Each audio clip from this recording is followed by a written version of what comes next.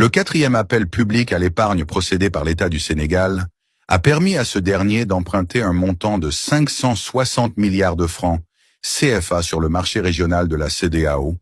portant ainsi le total des APE à 1779 milliards pour l'année 2025.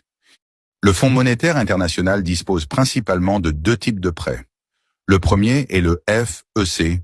ou Facilité élargie de crédit. Il est destiné aux pays à faible revenu, comme le Sénégal. Il est caractérisé par un taux d'intérêt très faible, souvent de 0%, une maturité longue, pouvant aller jusqu'à 10 ans,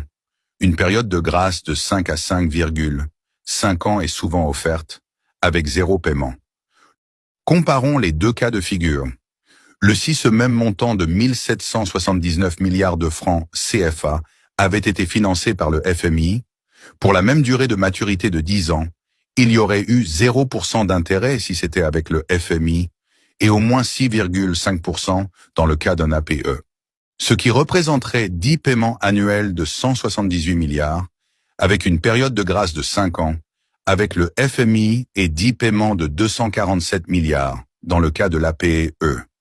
ce qui signifie un remboursement total de 1779 milliards au FMI au bout de 15 ans et 2475 milliards au terme des 10 années dans le cadre des APE.